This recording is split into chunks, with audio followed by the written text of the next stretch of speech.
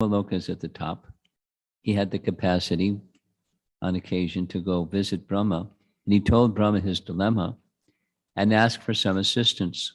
And he had a specific plan in mind.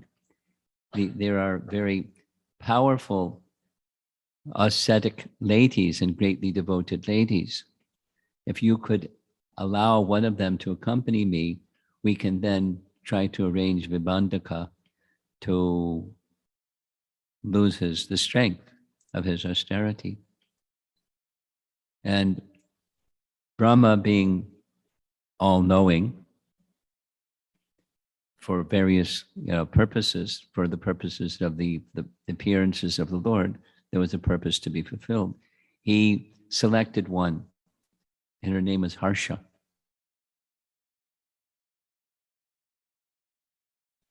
She was given the name Harsha because she was always smiling.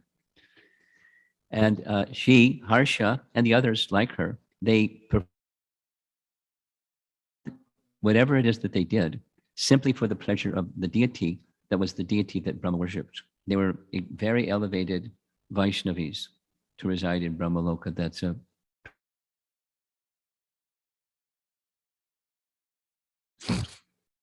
They would sing, they would dance, they would chant mantras. Everything they did was for the pleasure of the deity of Brahma.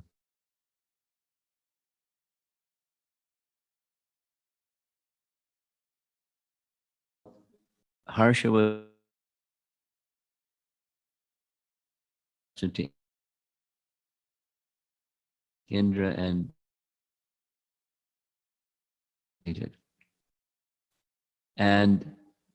maybe she'll help him become a pure devotee like she is, and then my interest will be spoiled. So he fell at her feet and pleaded his purpose to her. Somehow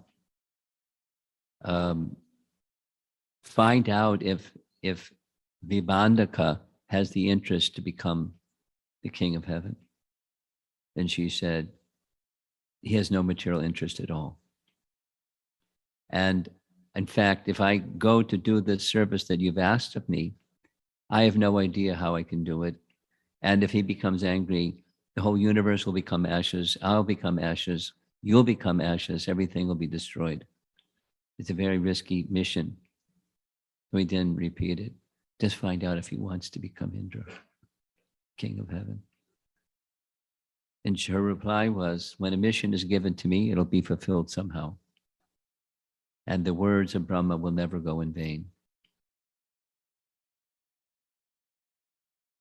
So when she reached the place it's described, at least, so some of the details that are in Valmiki Ramayana are similar to and slightly different from it's in Vishnu Purana, and slightly different but similar to in the Vanaparva of Mahabharata. So this is a little bit of a blend of those different sources, the rest. So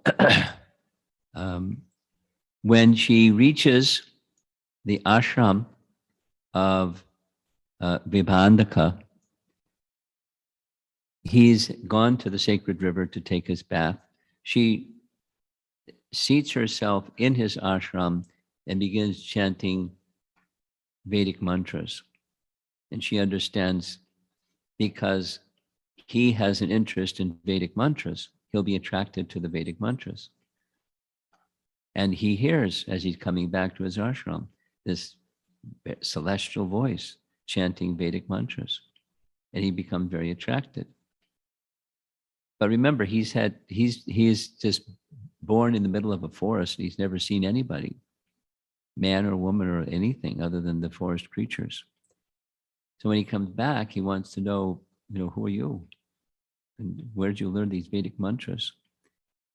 And she replies very straightforwardly, I've come from the abode of Lord Brahma. And that the purpose of these mantras are for achieving a son from you. And the purpose of Vedic mantras should never go in vain. So please fulfill this desire, because if not, I'll undergo austerities and give up my life and then you'll be responsible for Brahmahatya, because she's a Brahmani. Very clever lady. And he replied, I have no interest in any worldly affairs. So yeah, because you've spoken like this, here's my vital fluid, and you can do with it whatever you like. And he left. So she arranged for this vital fluid, or the semen of Vibhandaka, to be given to a deer. And according to Valmiki Ramayana, in such a procedure, the child is born the next morning. So the deer gave birth to a human that had deer horns, and thus his name was Rishishringa.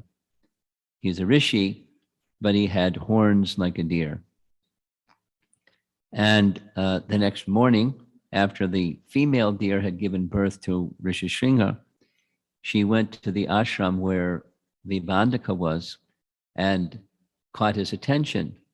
And then she started walking towards where the newborn child was, and did it again and again. And he understood, I should follow the deer. And he followed the deer, and he found Rishishringa, and he right away could understand, this is my son. So he then accepted Rishishringa as his son, and he trained him in the same way that he was trained, or same way that he was conducting himself. He taught him everything about the Vedas, and taught him everything about austerity and Vedic sacrifice, because remember, this is Treta Yuga, and sacrifice is the procedure. And he wanted very much that Rishishringa would not become worldly attracted. So he was very keen that he not get any association with the opposite sex, because that can get one distracted from spiritual practices. Well, while this is going on, according to Sanat Kumar, going back in time, slightly back in time, Dasarath had a daughter. He had no sons, but he had a daughter. And the daughter's name was Shanta. And a friend of Dasarath, the king of the Anga province, his name was Romapada. And Romapada had no daughter. He was desiring a daughter. So in his friendship, visiting Dasarath, he requested, can you give me your daughter, and I can adopt her and care for her like my own daughter? So that was an arrangement. She went to the king of Anga's kingdom. And shortly after she reached the king of Anga's kingdom, during the rainy season, there was no rain. And the next year, during rainy season, there was no rain. And then a rumor started. You know how rumors start. The rumor was, the reason that there's no rain is because of this woman. She's brought inauspiciousness, because before there was rain and now there's no rain, so she's the problem. The king of the Anga province consulted his ministers and astrologers. Is this what the cause is? And they said, actually, that's not the cause. The cause is you made an offense to the Brahmanas. The offense to the Brahmanas was there was a yajna that the Brahmanas had performed. You had promised them a certain amount of diamonds. And when you were preparing the diamonds after the yajna, you saw one particularly valuable diamond. And you removed the particularly valuable diamond and put a bigger diamond in its place. When you gave the bag of diamonds to the Brahmana, he immediately understood, you've cheated me. You promised and you broke the promise. So I'm leaving. And when he left, the other Brahmanas left, because the Brahmanas had left to the offense to the Brahmanas. You have this problem. No rain. So the king of the Anga province wanted to know what to do. And the sages said, the Brahmanas said, if you bring the son of Vibhandaka here, just by his presence, immediately by his presence, he's such an auspicious personality, then rain will come. And the king said, fantastic, let's bring him. And the sages said, not so easy. His father is so powerful. He protects his father. The father protects Rishishringa so much that if you disturb his father, your kingdom will burn in fire. Finished. The whole universe could burn in fire. So we have a recommendation. Can we fix that echo? I believe that, but it can be fixed so it's not echoing. Thank you.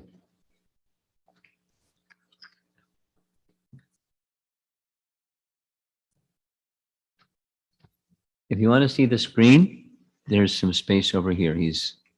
If you want to stay where you are, you can stay right where you are, no problem. The suggestion was by the Brahmanas, gather together the best courtesans. That's a nice word for prostitutes. And build a very special boat for them, a boat that's 4 miles long and 2 miles wide. And there's an elaborate description of what was on that boat. So there was 1,000 men rowing this giant boat, but there was foliage all around, so you couldn't even see the men rowing the boat. And they went downstream to the place where the hermitage of Vibhandaka was situated. It's a very involved story. And so they went, many, and when they reached, they made a little camp, not far, not close, but not far to Vibhandaka's hermitage. And they set up a little camp. And while they were there, Vibhandaka had to leave the ashram. He left the ashram because he heard someone crying, "Save me, save me."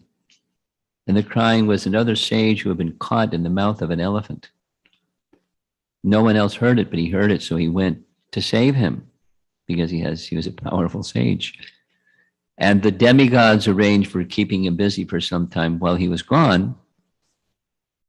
He told his son, Rishishringa, you perform the Agnihotra 3 times daily and maintain everything here in the ashram. And I'll be back soon. And it was a little longer than soon.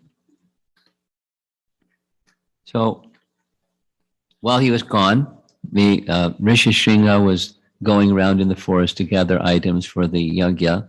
And lo and behold, he found these ladies. And he had never seen a lady before, never seen anyone before. And, they were, it's a very graphic description of how they enticed him. I don't think I'll go into it. But, seeing them, he was trained in etiquette, so he wanted to invite them to his ashram and give them the forest fare, because that's what you do. And they said, even better, because you've come to our ashram, we'd like to host you, a great brahmana.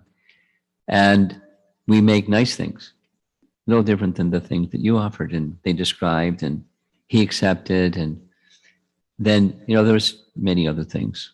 We don't accept obeisances, but we like to offer obeisances, but we offer obeisances a little differently than you do, so their obeisances was an embrace. And so this and that and the other thing and the other thing and the other thing, and woo, woo, woo. He became attracted. And when it became clear that he was attracted, they made, on the pretext that they have to now go do some yagyas, they left to leave that lingering attraction festering in his mind. And he went back to the ashram. And after some time, his father came back and he saw that he was befuddled. And, what happened? So Rishishringa described that this experience, here's the the dancing with the girls in Rishishringa. Here's a carving showing he is accepting the cooking that they had made. And his father became very disturbed. He described them as forest sages because he didn't know the difference. All he knew was his father. So they're forest sages. He didn't know male, female. Didn't know. So his father could understand what had happened. And he went searching for 3 days to find them. He couldn't find them. And when he came back, he gave strict orders to his son, don't do this again. But, he did it again. Because when his father went to gather items for the yajna, he went wandering to go find the ladies again. And they invited him to come to their ashram, which was King Anga's kingdom. And he agreed. So off he went in the boat, and off they went. And as he was approaching the kingdom of Anga, just by his touching the ground, rain came, just as the sages had said. Now, the king of Anga had a plan, and the king of Anga's plan was Vibandaka, when he finds out what happened, because he has mystic powers, he'll understand what happened. He'll come angry, everything could be destroyed. So he arranged for his daughter, Shanta, to marry Rishishringa. And then he made him the king, subject to his departing, or the prince regent, the incumbent king. So everyone was trained to call him the king. So when Bibandaka found him missing, he put 2 and 2 together. He went to the kingdom of Anga to let him have it. But as he was traveling to King of Anga's place, he saw villagers taking care of cows, and they offered their respects to Vibandaka, and they identified themselves as subjects of King Rishishringa. And everyone said the same thing because they were trained up to say that. And then Vibandaka said, now I understand. He's become king. It's his duty to protect the citizens. So he simmered down a little bit. And when he confronted his son, he said, when your first son is born, then you come back and continue your austerities with me. So that is how Rishishringa got to this is still Sanat Kumar's narration. And then Sanat Kumar says, when King Dasarath comes to hear that Rishishringa is in his kingdom, and Rishishringa is capable of doing this Ashwamedha Yajna, he'll go to his friend who has his daughter as an adopted daughter, and he spent 8 days, and at the end of the 8th day, he made his request. Can your son come and perform this Ashwamedha Yajna so that I can have sons? Or son-in-law, I guess. And the agreement was made. Rishishringa went to do the yajna. This is all still Sanat Kumar narrating all this. And Rishishringa is going to grant 3 boons to Dasarath when he comes. And here's the 3 boons, right from Valmiki Ramayana. The sacrifice will be successful. 4 sons of immeasurable prowess will be born, and they will all ascend unto heaven. He, Dasarath, and they will ascend into heaven. That's even before the yajna began. And hearing this, Dasarath is very happy. So he goes and requests, and Rishishringa comes.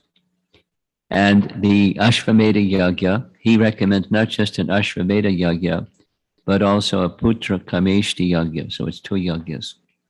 And during the second yajna, the demigods are assembled in the sky, because it's described when Vedic sacrifices were performed during this Treta Yuga, that demigods would come and they would receive. They were visible to people. Now, there's what's the word? Quarantine for Kali Yuga. They don't come because it's infected place, Kali Yuga. So, but they would come, and they were assembled in the sky. And as they were assembled in the sky, they were complaining to Lord Brahma. What you've done, giving these benedictions to Ravana, we can't do anything to stop him. So what to do? So Brahma started contemplating what to do. And as he was contemplating, Lord Vishnu appeared. There we see the lineup of demigods. Some of them are very obvious. The one with the goat's head, that's probably Daksha. And they offered their prayers to Lord Vishnu.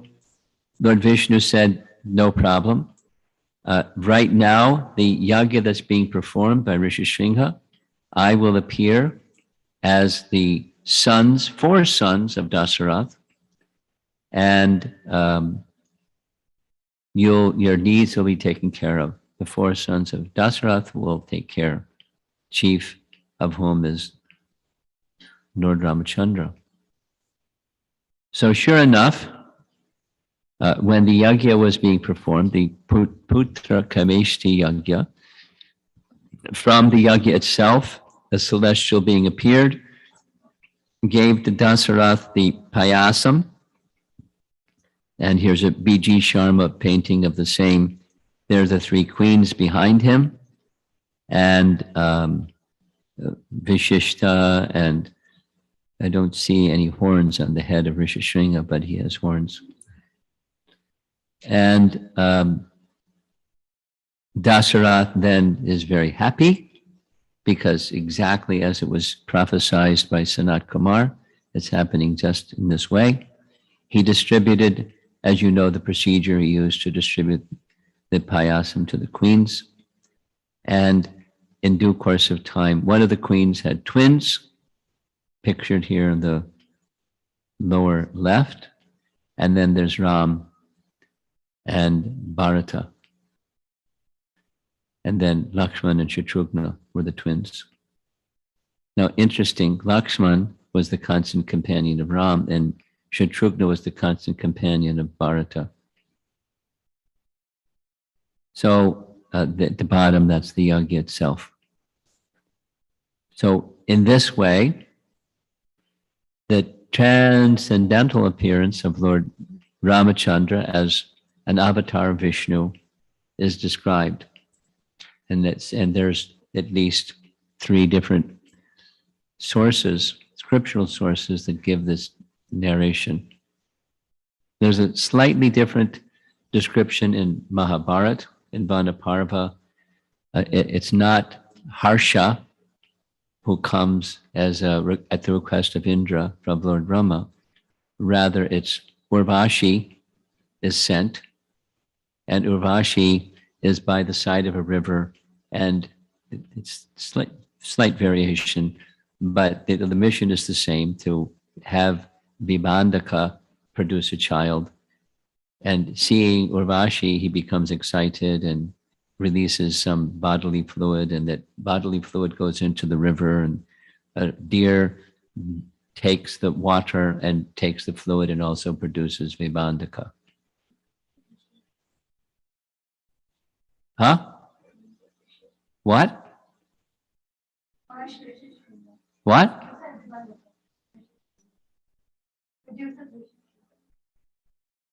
That's what the child, excuse me, the Rishi Shringha is produced. Okay. Behind your mask, it was hard to tell. Rishi Shringha is produced for this purpose. And it says there in Mahabharata that the deer that produced Vibhandaka, that produced Rishi Shringha, was sent by Brahma to take birth as a celestial damsel who would then return after that service was done. So, combination of Urvashi and a deer to produce Rishishringa, but then the rest is quite similar. So we've been discussing the histories of Ramayana, or the histories of Ram, because it's not only in Ramayana, it's in other sources, where the narration of the personality of Godhead is the focus.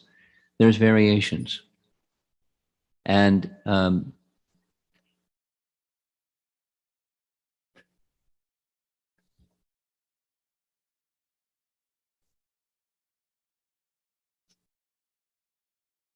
trying to recall the source. I think it's I can't remember. I think it's one of the Sri Vaishnava Acharyas, but I'm not sure. Says that there's 100 at that time authorized Ramayanas, and the discrepancies between the authorized Ramayanas have to do with different days of Brahma. So some of what I just narrated may be different than what some of you grew up with hearing, and don't worry, because they're just variations from different Ramayana sources, or even between Mahabharata and Vishnu Purana, there's differences. It's okay. Doesn't mean if this is right, then that's wrong. If that's wrong, then this is right. It doesn't have to go like that. These authoritative sources we accept, and the variations are the different ways in which the personality of Godhead makes his appearance, or his associates. Just like with Sita, with Radha, there's like 6 different descriptions of Radha's appearance. So rather than going into it, there's differences. And it's just different how we accept, it's just different days of Brahma. When you know that the source is authentic, and the presentation of that source is very carefully presented by a learned person or a qualified person, then we don't worry about differences. You may have your favorite one, but it's quite okay. And just this morning, somebody sent me this nice painting of Ram's pastime, so I thought I would share it with you. Down at the bottom, that's different personalities in Ram's Leela, and they're offering their prayers and folded palms before Lord Ram and Sita and Hanuman, and then his 3 brothers. Nice art. So Ramchandra's appearance day, Ram Navami, that's what we're celebrating.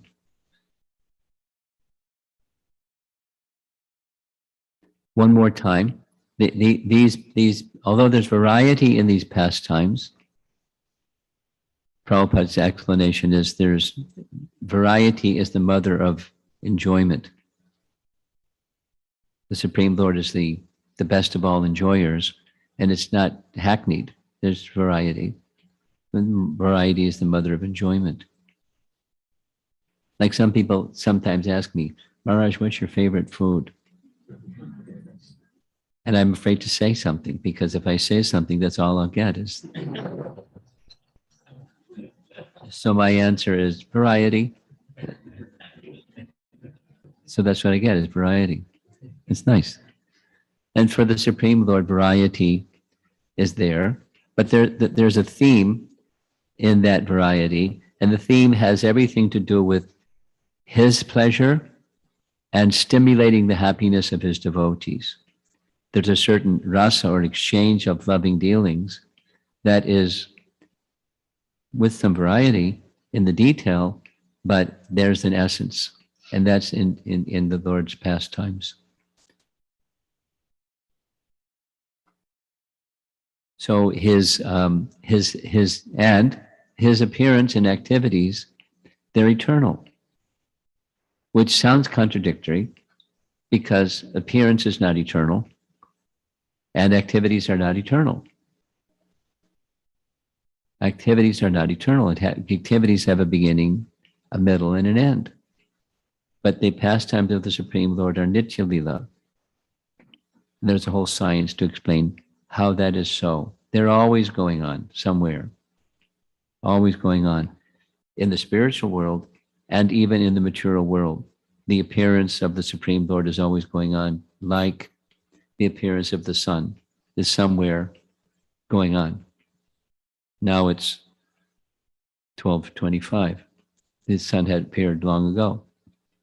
But somewhere on earth, the sun is appearing, and somewhere the sun is appearing, and then the sun is appearing. It's always appearing.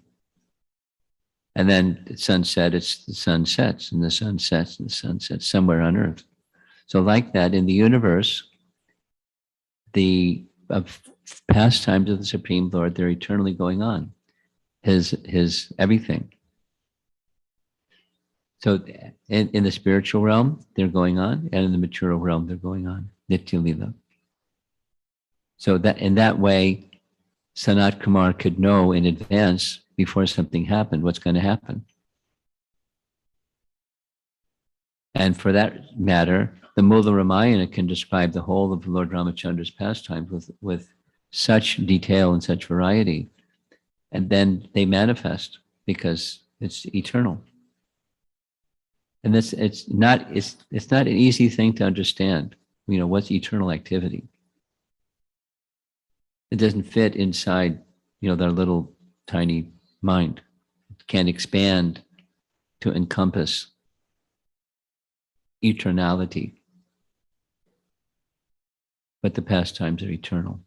And meditating on them can help carry us to the realm of the eternal. That's why we honor on this auspicious occasion of Lord Ramachandra's appearance. Here's a detail that's found in Valmiki Ramayana. The birth of these four sons was within one day of each other.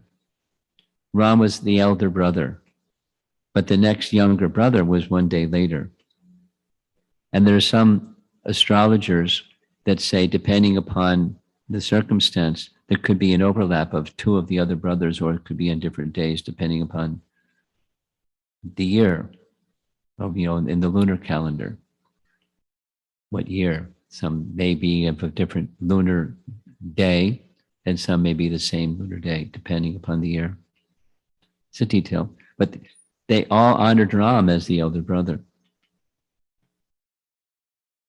They weren't bickering. Oh, you're only one day older than me.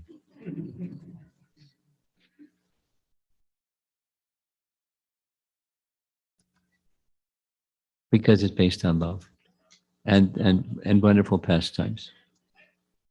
Okay. Let's see if there's some discussion. I see one hand. I see two hands. Let's go all the way because his hand went up first.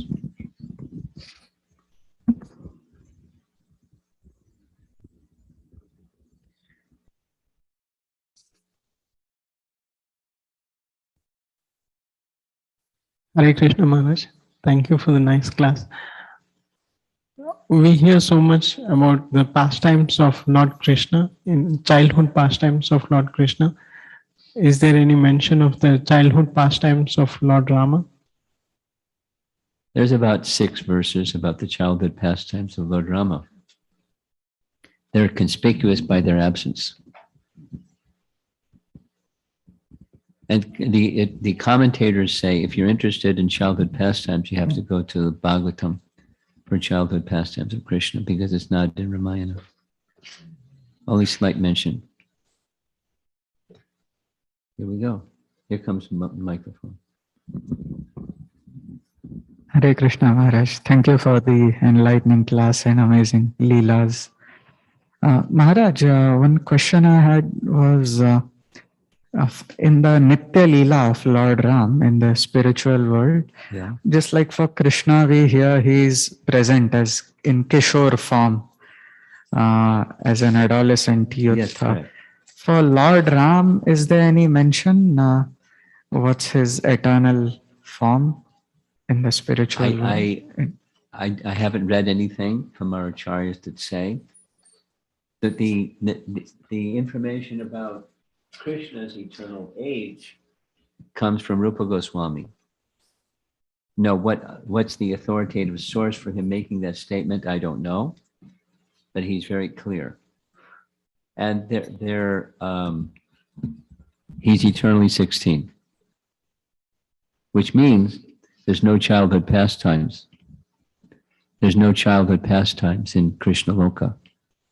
And therefore, the childhood pastimes found when Krishna appears in this world are very special.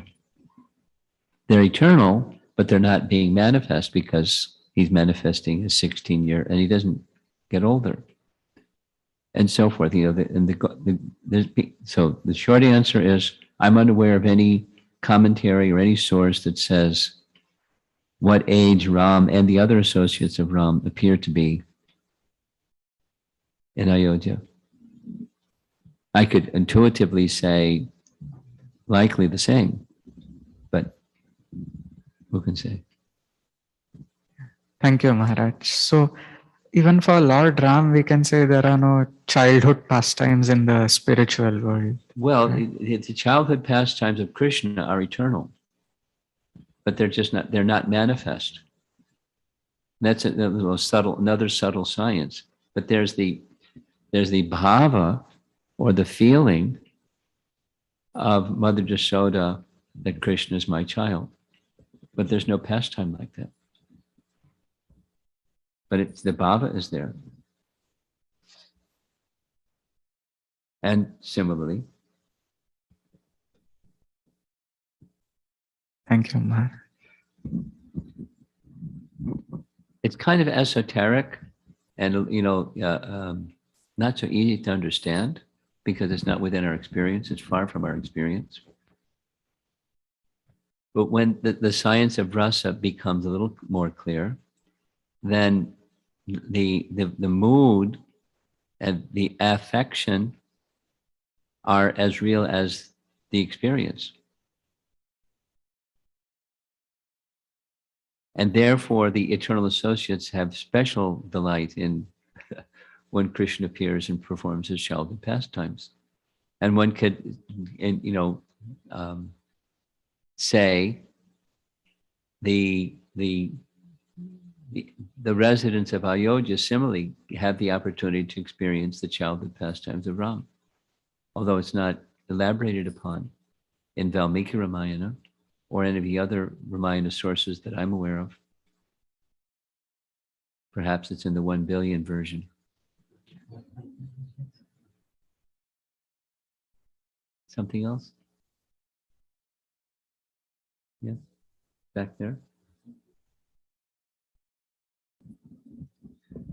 You mentioned earlier that Dasarath had a daughter, and was she the daughter of one of the three queens, or Kaushalya, she had a more daughter, queen? daughter of Kaushalya, specifically. And so did she have any pastime with Ram, or was it long before? There's nothing mentioned that I'm aware of.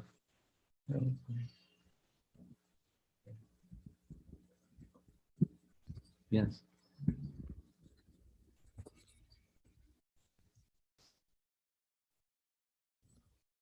Maharaj. I was asked this question by one of the young girls. She was saying Dasharatha already had one daughter. Why did he give her a daughter? Why did he give away his daughter? Yeah. He had a good friend who wanted a daughter. But she had only one daughter. But he had a good friend who wanted one daughter. And then, He was very liberal. and later he lamented that he didn't have any kids. He wanted a son.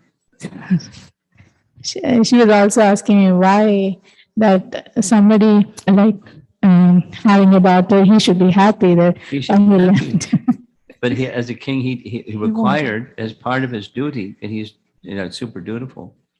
For 60,000 years, he ruled, and he was a powerful king, and he was protecting the demigods. He was so powerful, etc., etc. Thank you, Maharaj. But he wanted to fulfill his duty. And the duty of a king is to leave behind a son who will become the next king. And that's on the duty side. And then there's the transcendental side. Yeah. Thank you, Maharaj. There are some online questions. Okay, go to the online question. Hare Krishna, Guru Maharaj, please accept my humble obeisances. Take your mask away because it's muffled. Okay. Yeah, thank you. Since Ram appeared in the 24th Yuga cycle and Krishna appeared in the 28th cycle, is it okay to understand that Ram appeared before Krishna appears? Yes. 24 comes before 28. Yes. And also, does Ram also appears once in a day of Brahma, Yes. just like Krishna? Yes. Yes. Yes, so that's all the question, Maharaj. Here. Okay. Someone else? Oh, another question. Maharaj, I had a question about the rasas exhibited by Lord Krishna versus those exhibited by Lord Ram. Okay. We hear of Krishna being Rasaraj. He manifests all the rasas. So, could you please elaborate on how Lord Ram manifests those rasas, in what quantity, or he doesn't manifest some of them? Just wanted to understand the rasas exhibited by Lord Ram.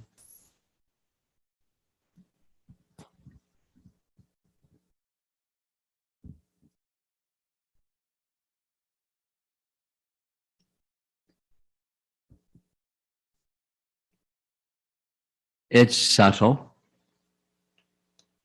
However, the distinction between the love for Ram in Ayodhya amongst all the residents of Ayodhya does not have the feature of the sweetness being so strong that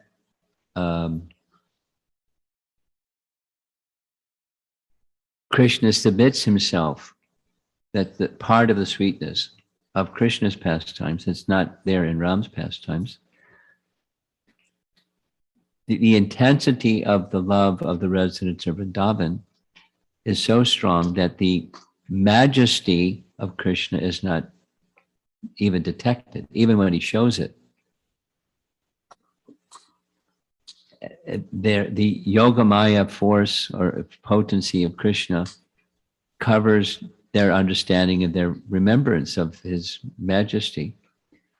And so that's that fullness, range of fullness is there in Krishna, including, for example, very important, is relationship of Krishna out of marriage.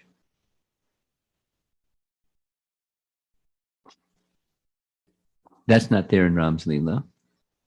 But that's a happiness, or it's a rasa that Krishna enjoys and Krishna manifests. And many people can't understand it, or they object to it because it doesn't conform with Dharma.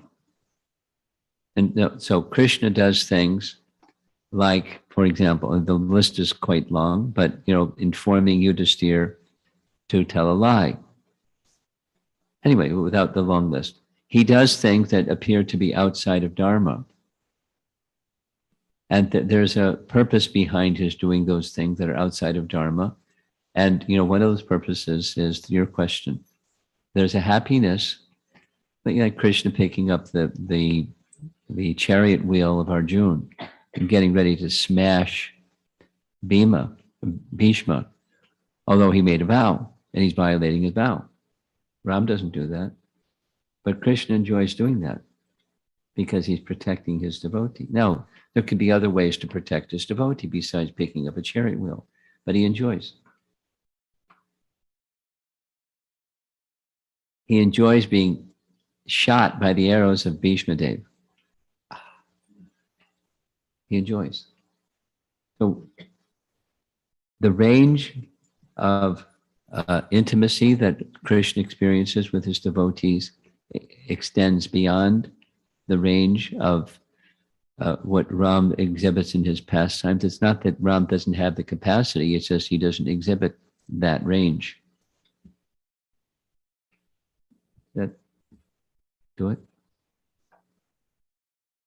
And it's part of the mystery of Krishna's pastimes that moralists or worldly people have a hard time with.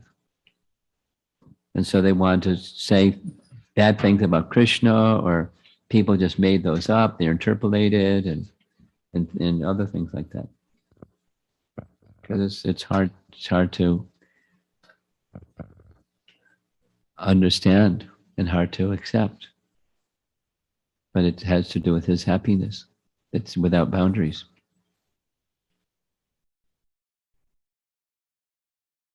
You have something? Okay. Anyone else? And we have one more, something else. Oh, you have two more, something else.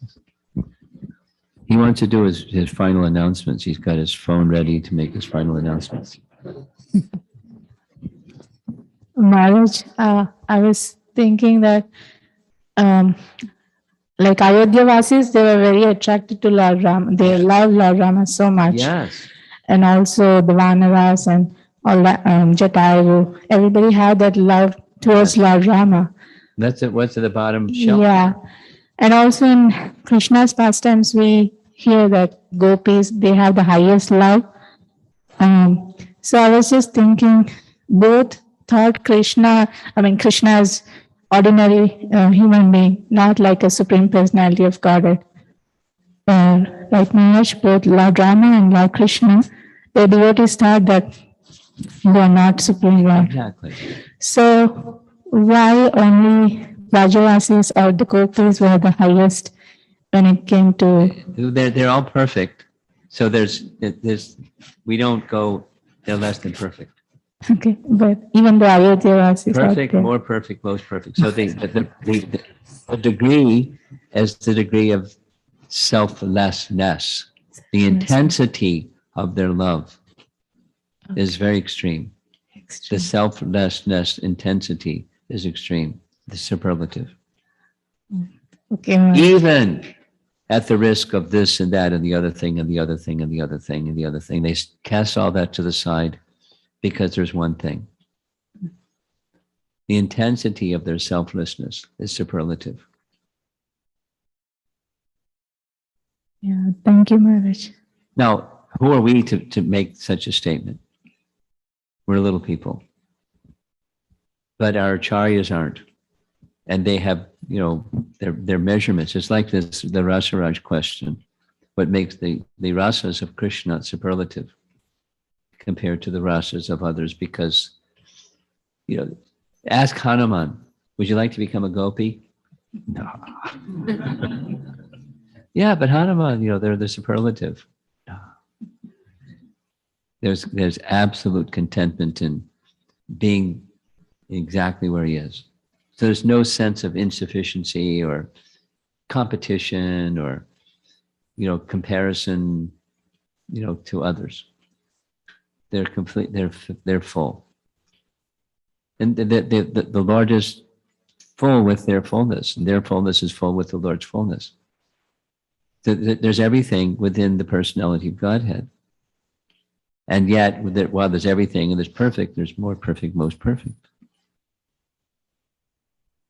Transcendental, huh? Thank you, Maharaj. It's very helpful.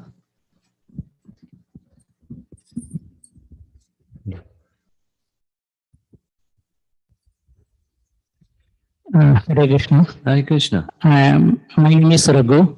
Raghu. Yes. Hey. How auspicious. Yeah. Were Thank you you. born on Ramanavami? No. No. Okay. Not fortunate that way. Okay. So my question is like our perception generally is like Rama is more process-oriented person. More which oriented? Process. Process. He follows customs. Oh, rules and very like regulations. rules and, Okay. But Krishna, if you see, is more like a realistic. Krishna childhood very naughty. He steals venna, and everybody likes as Krishna as a child. Yeah, steals butter. So Runs from the battlefield. basically, Krishna is more like a out of process activities, right? So which one we need to follow?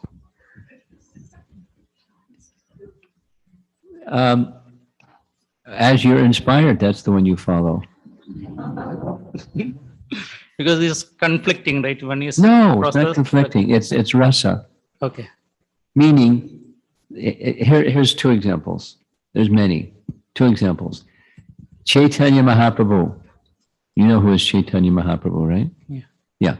So he taught, like she said, that the topmost of all love is the love of the gopis.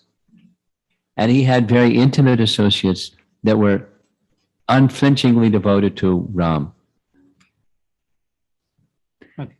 And he, in one particular case, when he was in Navadvip, one of his closest associates, Murari Gupta, who was a physician, but he was a Ram Bhakta, through and through.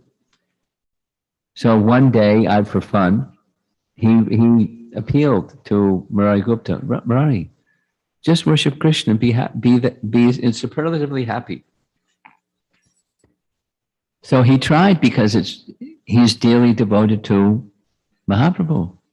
He couldn't sleep at night, came back the next morning, smashed. Please give me another instruction or kill me.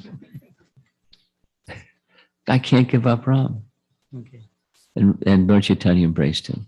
So I just wanted to show everyone how strong, how perfect is your love for Lord Ramachandra. Although it's not what Lord Chaitanya said, it's not what the gift that Lord Chaitanya, the highest gift that Lord Chaitanya was giving, but he honored him because of his strong love for Ram. There's other examples. I won't. It's fine. Someone is, so you want to know which one. Whatever the natural attraction goes to, you go there. Okay. There are devotees in ISKCON, very elevated devotees in ISKCON. They're very attached to Ramchandra. There's other very elevated devotees. They're very attached to Lord Nrsingadev. They know that Krishna is the supreme, and they have some transcendental affinity for other forms of the Lord. No problem. So which one? Whichever works for you. That's the one. Thank you. Thank you. Especially with a name like Raghu. Okay. So now you get to do your announcement. Go ahead. Hare Krishna Maharaj. Maharaj, one quick question from my end before announcement. Is that okay? Yeah. Okay. So you said like Mahesh Dham, next Haridham, and next Golok Dham. Yeah. So Ayodhya Dham fits in one of the Haridham or Haridham. It's the Haridham. topmost of Haridham. Okay. Thank you, Maharaj. Maharaj, That was in that diagram, the poster. You want to see the poster? okay. Let's go to the poster.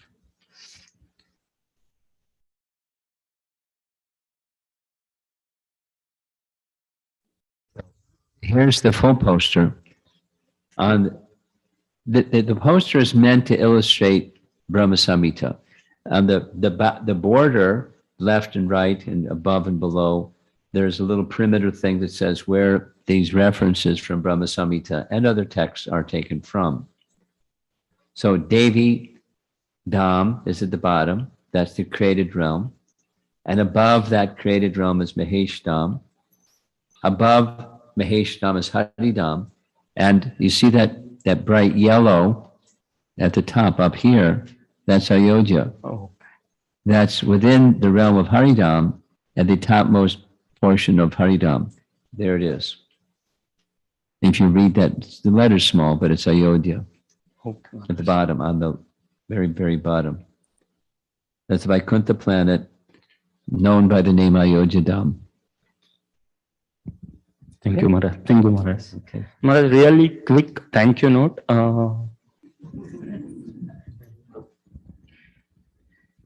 You're going to read something? It's gonna be shorter than the introduction. Oh, okay.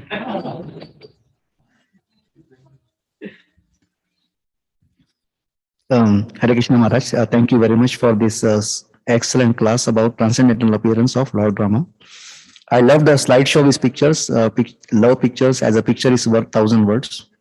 You clarified relative perspectives of Lord Rama. This is not, just say something spontaneous. Say something spontaneous without reading it. Okay. I wrote it. Huh? I just wrote it down. Okay, but say it spontaneous, don't read it. Okay. So I really love the slideshow. Actually, the pictures are beautiful, and Pictures speak 1,000 the words, pictures right? speaks 1,000 words. uh, Maharaj, you explained, how the relative perspectives of, of Lord Rama and Lord Krishna, and how their dharms are different, and how their loving relationships are different with the devotees. You also explained that how the Supreme Lord, how the Lord is the supreme enjoyer. I mean, as humans, we like variety, but as Supreme Lord, I mean, we can imagine how much variety he would like. So, but he exhibits that variety, as loving relationships with his devotees. Yes. And and I was just thinking, as aspiring devotees or as devotees, we are just like bumblebees, who like to, go and taste the nectar, from all the different pastimes of the Lord, which is like, different flowers with different fragrances and everything, and just like to taste nectar from each one of them. So thank you so much, Maharaj, for your association today, and talking about Ram Katha here for everyone here at the Hare Krishna Temple of Austin. Thank you so much. Hare Krishna. His Holiness Romapada Maharaj ki. Please move on to the temple hall. We'll have Aarti.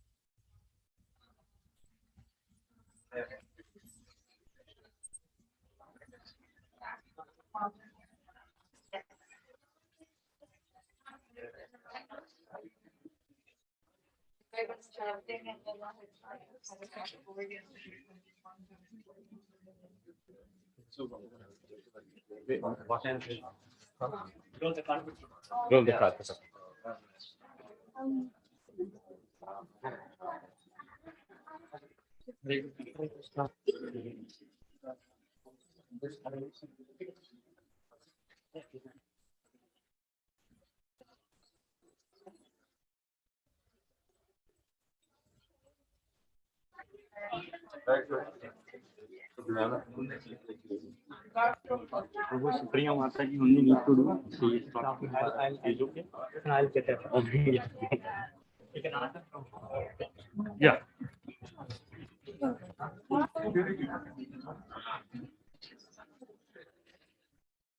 All Matajis can come this side. Prabhus can move this side.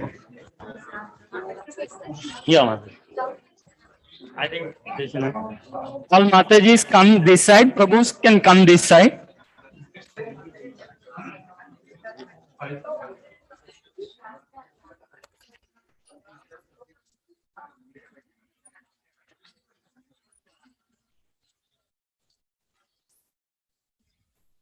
You can go there. Blow చేయగలమా మాతాజీ అడుగుతుంది. Kids can come front. All kids can come front.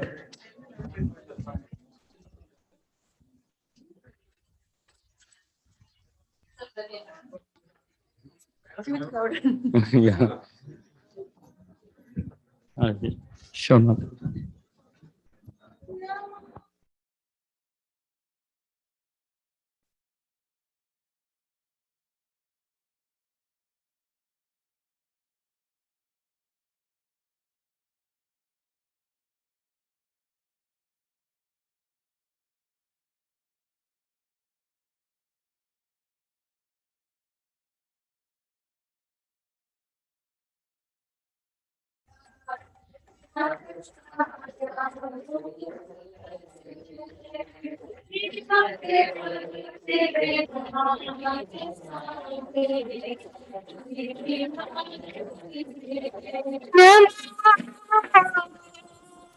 Krishna Krishna Krishna Shiva Vedanta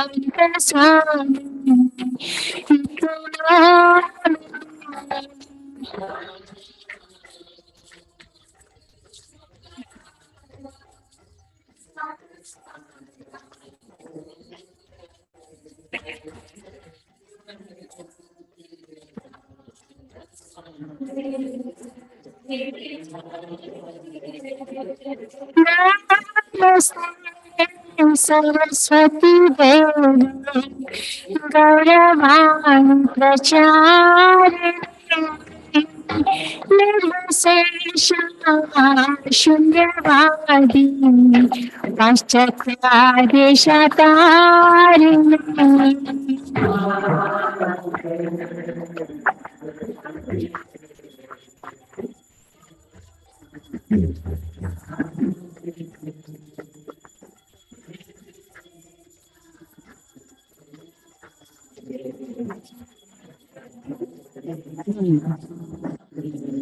Jaya Shri Krishna Chaitanya Prabhu Nityananda Shri Advaita Gadadhara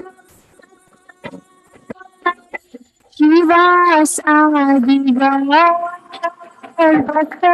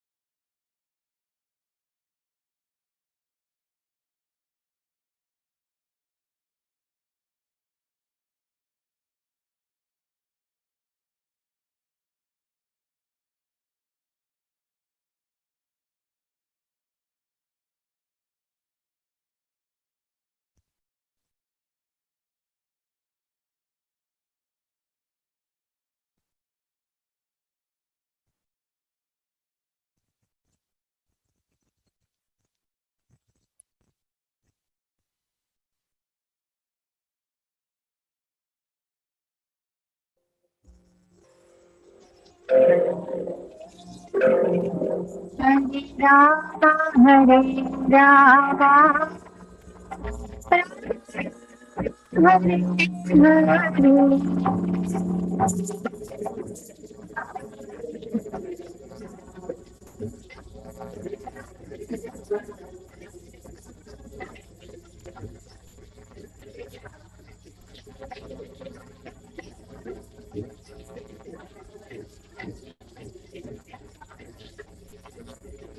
Hare Krishna, Hare Krishna, Krishna Krishna, Hare Hare, Hare Rama, Hare Rama,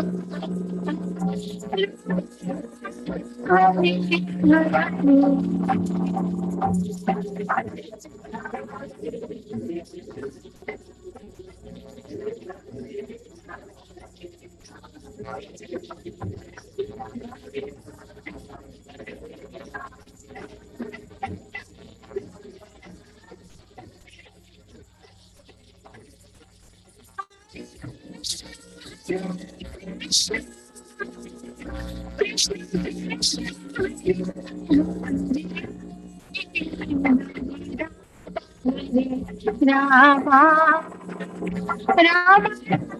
Rama, Hare Hare.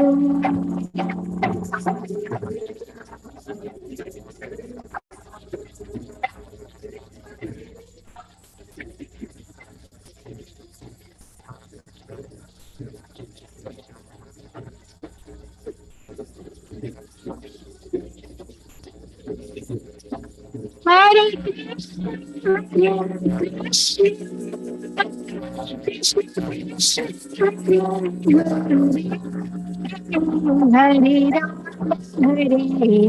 Rama,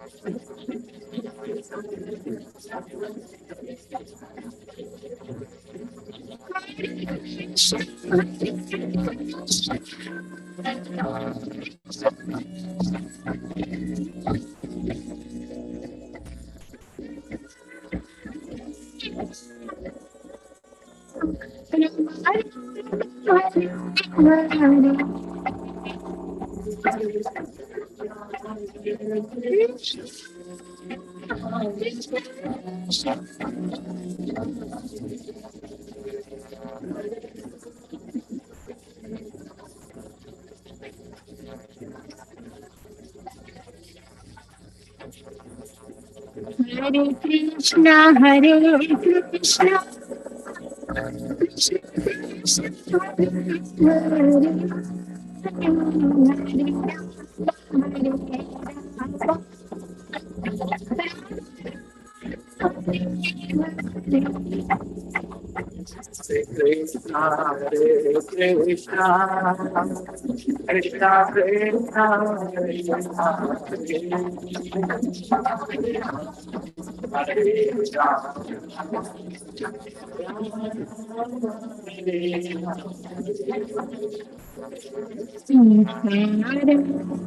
Sita,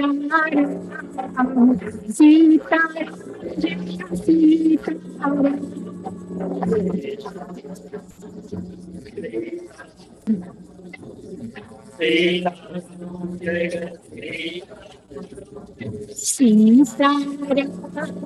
Sitaram, Sitaram, Sitaram, Jaya Sitaram.